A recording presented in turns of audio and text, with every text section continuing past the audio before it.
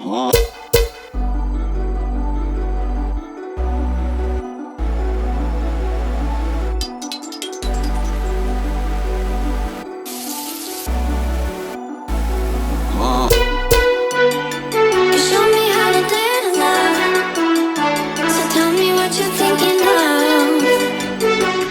everyone, welcome back to the channel. This week another video, a bit different today. We're reviewing a car, but we're actually doing a comparison video. So today we've got Otto and we've also got Tom. Now you might know Tom if you've seen the YouTube channel A Man and His Watch. Worth checking out if you're into watches. Some really cool footage there, some cool watches too. So we're just comparing the concept of if you had, call it £3,000, let's say for example, what would you do with it? Is it better to buy a car that's performance from standard and do very little else, or do a few extra bits, or do you buy a cheaper car and then up the power, up performance yourself with the difference in cash? There's no right or wrong answer. You know, everyone's going to have different opinions, but the idea of today is just to give you an idea of what your options are. And we're going to talk you through it. We're going to do some driving, get some camera shots, some chase, some lead footage, and really just go through it all at the end, try and summarise it. Like I said, there's no right or wrong answer, it's a bit of fun, but also it's cool to have this information too, so crack on. You show me how to dare to love, so tell me what you're thinking of.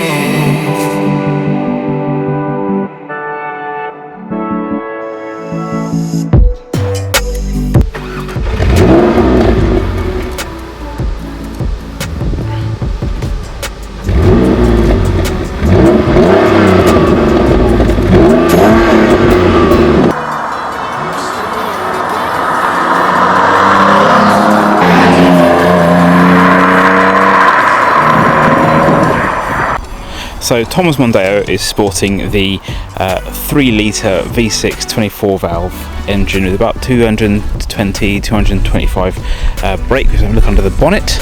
Now if I shut it, I have. Tom, I've broken it, I can't open it. That's going in the bloopers. Oh, I'll use the key. That's like a Ford only thing, isn't it? Oh, look at bonnet struts. So that's the engine there. Good. So you said about 225, 220 brake on there. That's pretty cool. For his name, it's 220 brake. Good point. Good point. That's pretty cool there. Right, so let's get inside the car. So as standard, you get these rather lovely Recaro seats in leather with nice little perforations. Nice chunky steering wheel, 6-speed box. Nice dash there. White dials, very nice. Tons of room in the back, and what we might call a cavernous boot.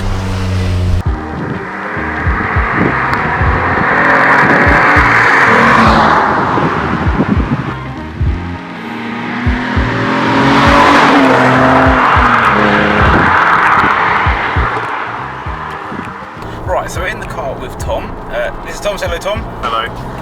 Tom's got a channel. It's One Man and His Watch. A Man and His Watch. A Man and His Watch. So if you like watches, check that out. There's some really cool watches that he's reviewed on there as well. So check that if you're into your watches.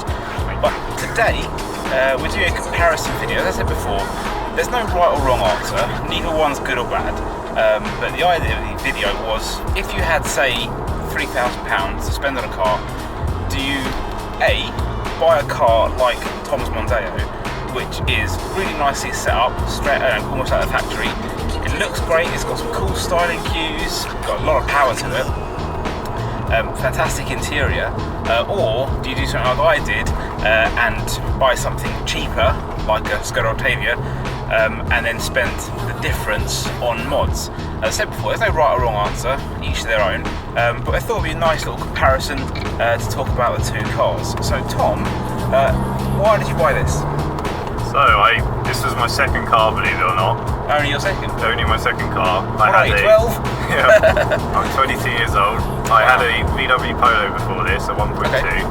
And I wanted something, a power upgrade. So power was in my mind, but I needed practicality as well. So I needed something with 5 doors, 4 doors in a boot, big boot space, and for long distance because I commute quite a lot. So a friend of mine actually owns one of these, and I was just blown away by it because unless you were told, sometimes you just think it's a normal Mondeo.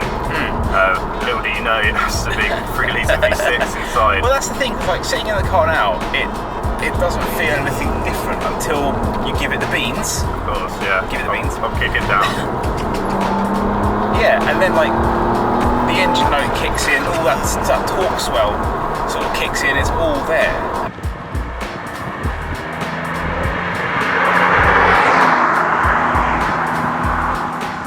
And it becomes a much more lively car.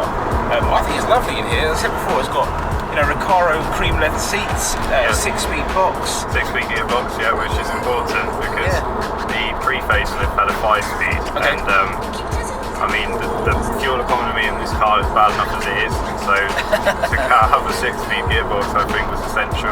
Yeah. Otherwise it would be even worse. But like all what you get with the car is just crazy.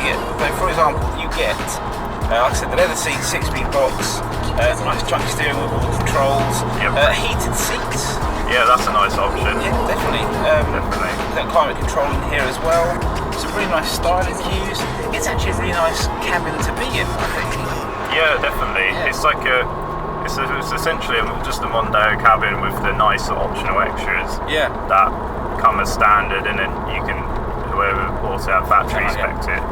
Yeah, and I think that's what's important as well, is that like you said, it's outside. If you don't know for sure, you just think that's quite a nice looking Mondeo, but in reality, you've got a performance car from when Ford are making bonkers cars, and I quite like that. Yeah, definitely. Yeah. So it has that Ford heritage, I'd say. Yeah. They were known as having these fast cars. The Focus, especially with the RS and ST, and this kind of went a bit under the radar.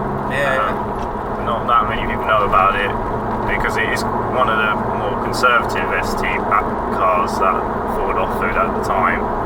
But I think at the time they were kind of competing it against the BMWs around that time and try and offer a cheaper solution. And I mean, for the money, I can't see why you'd have the equivalent BMW, because you'd probably get a lot less from the Beamer than you would from this. Yeah, this was spec'd quite well from standard. Okay. And whereas I'd imagine, there were Focus ST. I'd imagine, I'm just guessing here, but the BMWs, you have to go up in the optional extras and the specifications in order to get things like heated seats. And I mean, and you've done full disclosure, the car's not exactly standard, is it? Really? No, I've done a few little tweaks to the car since owning it. So what have you done? So since the 2 years I've had it, I've upgraded the front brake calipers to the Focus ST at the time. So slightly bigger, and for some reason Ford thought it would be a good idea to leave the calipers off 1.8 Mondeo on a 3-litre V6. So to me that was like a sensible upgrade, a bigger disc diameter as well, and it completely changed the brake feel. Right.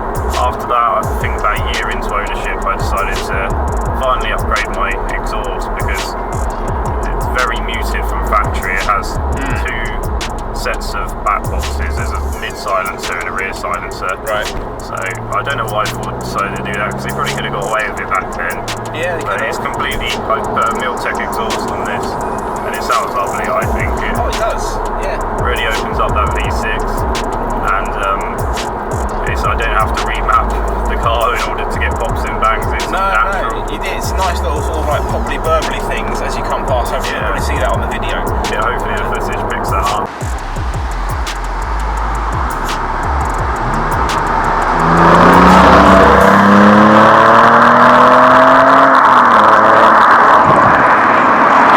And for me, I mean, I quite like that whole understated thing with performance, a bit of character as well. And I think what you've done is you've made it like OEM plus. Yeah, other than those two things, all I've done is kind of maintenance work and changing things to like silicone rubber hoses, because they're kind of known for pre-hoses going on this car. Yeah. And just keeping the maintenance topped up. So touch wood, so far I've done over 20,000 miles in this car when it was prior to me owning it, it was only doing about 1,500 a year. So I've done about at least 20,000 in a couple of years, and it's been flawless. It really has. And how old's the car? So it's a 2005. So 15 years old. 15 years old. And you're literally 41 miles off 82,000 miles.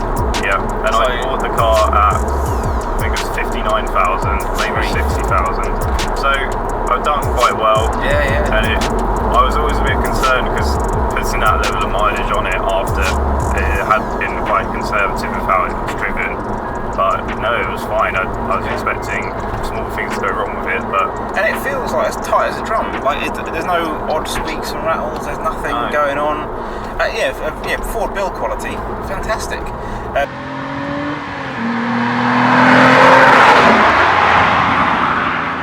So what are your? If I was to ask you your five favourite things about the car? Okay, so the obvious one would be to go for the engine. Yep. I love the tone to the engine especially, and I mean it's quite conservative in power for a V6, but it's a nice power delivery. It's a Duratec engine, so the power band's quite top end. It kind of picks up at around 3.5 and revs all the way up to around 7, and you get a lovely power delivery there. Yeah. The second thing, which is quite underrated on this, is the gearbox. Yep. It's a lovely mechanical feel, and something that doesn't always get picked up in reviews that are on YouTube. No. Well, the thing is, it's hard to convey how a gearbox feels through a video. Yeah, exactly. And I haven't tried the 5-speed gearbox, but this 6-speed is lovely, and something that it's always important to have a nice gearbox mounted to a good engine. The handling as well, it was lowered from factory, and they're like sharp enough to not be too crashy on the road when you're doing long distance. Right. But enough to you feel like it's hugging the corners when you decide to push it. So there's a decent balance between performance and comfort. That's good. Yeah, definitely, because I imagine if I decided to put lowering springs on it, it would have a nicer stance. It probably would handle it better, but it would probably feel a bit more crashy on when you don't want it to, and you just want it to be a car. Okay. Fine, so that's 3 or 2 more. 2 more, okay. The interior, it's a nice cabin. It's a nice place to be. I've done a lot of long journeys in this car. I've been up to the Lake District, for example. It's about a 350-mile trip, and it handled it absolutely fine. These seats are very supportive. Oh no, you feel very comfy in here. They do a very good job of this being a comfortable seat, which is hard. You usually get one or the other with supportive seats. Of course, they could be more supportive when you go around corners, but you're kind of then starting to lose out on stuff like comfortable. Yeah. Being comfortable. Fine. But so for you, comfort kind of wins over the crashy. Yeah, I'd say so. Things, I mean, if I wanted that, I'd probably get a car for the weekend and something that I know, say, a lowered MX-5 that you know what you're going to get with something like that. Yeah. And every day you want something a bit more comfortable, I feel anyway. But there are people out there that, for example, drive a GT3 Touring as a daily, so that's true. Each their own. But for me, I wanted that practicality as well as part of my daily car, because I do daily driving. Yeah, and it's very comfortable to be in. I can see myself daily driving something like this. So what's your last favourite thing? Probably the practicality of it. Yeah. It's like the boot is ridiculously big. The amount of I can fit 2 bikes in this car easy with the rear seats down. You just put whatever you want. If you're moving house, for example, it's just the perfect car to kind of chuck stuff in the back. And it doesn't compromise in terms of your driving experience. Usually massive cars, they feel even quite long or wide on the road. Quite wallowy. Yeah, and sometimes quite wallowy. And this doesn't feel wide when driving it. You're not cautious of the width of the car. And the only time that the length kind of gets a pain is when you're doing manoeuvres, but I think that's the case with all saloon cars. Right, you go around the roundabout, go this way. Okay, fine. So, so how maybe 3 least or 3 dislikes, maybe? Okay, so probably the lack of manoeuvrability with the car. So if I'm turning around in a tight space, it can become a pain. That's when you notice the length of the car.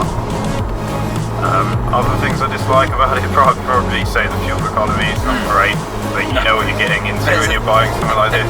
It's a 3 litre, it's not going to be. Exactly, but you get the lovely soundtrack and That's true. enjoy the power band for that. So that's kind of a half dislike, but Yeah. I kind of bite the bullet with that one. Yeah. Finally, if I'm being picky, probably how it likes to eat through front tyres quite often. I've put these set of Michelin Pilot Super Sports on here, and yeah, they're quite a sports oriented tyre, but it seems to go through them quite fast. So maybe I need to go to this slightly different compound next time. Yeah. But yeah, it's hard to pick flaws in a car at this price. That's the thing, isn't it? Because everything's relative. If I bought this new, I'd have probably a lot more things to say about it, but I bought this at a low mileage example, just over £3,000. Right. And that kind of leads on nicely to the title of the video, being that it's what you can get for your money nowadays in the second-hand market is ridiculous. Yeah.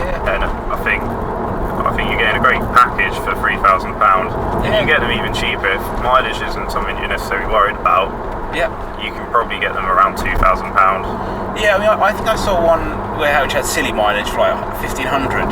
Yeah, it had crazy mileage. Yeah. But it comes down, like, you said, if you're not that fussed about mileage and you're prepared to maintain it yourself and do the upkeep, then it kind of balances out. Yeah, but for what you get with this, even for £3,000, it's still incredible. I think it's a worthy investment. And actually, I think because these cars were so underappreciated when they came out, there's probably not that many now. No, so they're sort of coming up in the whole classic market, aren't they, really? Yeah, there was the famous Top Gear episode that this was in. At the time, they were saying how rare they are. Because rarer than an Aston Martin. Yeah, there's more DB9s purchased in Britain out that year than when this came out. So, I mean, that kind of says it all. There's not many on the roads, especially in the UK. Yeah. But if you do think about getting one, then you want to see other owners that own these cars. I'd have to shout out ST220 enthusiasts. Oh yeah, got a sticker on it. Yeah, the great Facebook group. I've met them at events in the past, and literally, it's a perfect place to go when you're not too sure what's gone wrong with your car, or there's like little niggles that the Ford manual won't tell you, or a Haynes manual won't tell you. Or just like tips and tricks, really. That stuff. That, I mean, I must. The same with the Optique Forum. You know, it's great to have people you can turn to. Exactly. Yeah.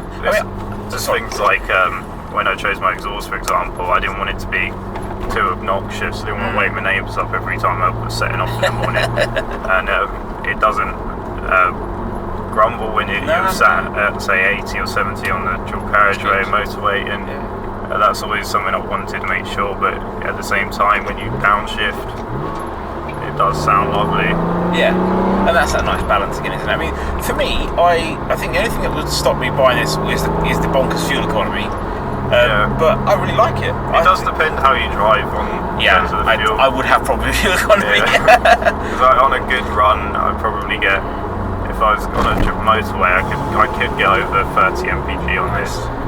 But on a day like today, where we're going around lovely good roads, it's probably going to be more like 20. So.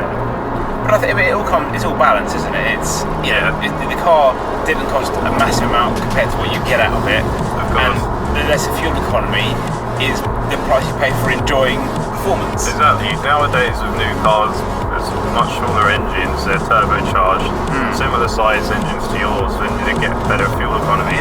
But of course you're having to either purchase something like that, let's say an old car with finance, or you're spending a completely different set of money on a car compared to this. So it does, when you get a car quite cheap, it's nice to not spend crazy. You don't mind too much about buying fuel. Yeah, another thing I like about this as well is that, unlike mine, the performance is there, like it's immediate. Yeah. Unlike mine, I've got to wait for the turbo to spool up, and even though it is a dinky turbo, it's only KSO3, which is smaller, so the lag isn't really there. But it is there. It's there enough that this can get off the line a lot quicker. Yeah, the naturally aspirated engine.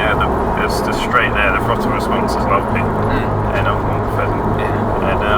And that's what I like about it. Is to own a turbocharged car, so maybe that's route for future, but That would change your life. yeah, which probably changed my opinion on it. There is someone out there that has turbocharged this engine, Yeah. so you can, if you manage to find that, I don't know how the hell they've managed to turbocharge this, but You find a way. That's the thing with car mods. People find a way to put stuff in cars that was never meant to be there. and it is a huge turbo as well that he's put on it, so fair play to him, because as you'll see in the footage, it's not a very spacious engine, No, as no. it is, it's been filled up quite a lot, so, Yeah. but yeah, that'd be crazy if it had a turbo. That would. Maybe a future mod. Yeah, maybe. Well, that's pretty much it for the Mondeo side of the comparison video. What we'll do now is we'll move on to the Octavia side, and this one I'll be driving and Tom a passenger. And see you in a bit. Bye.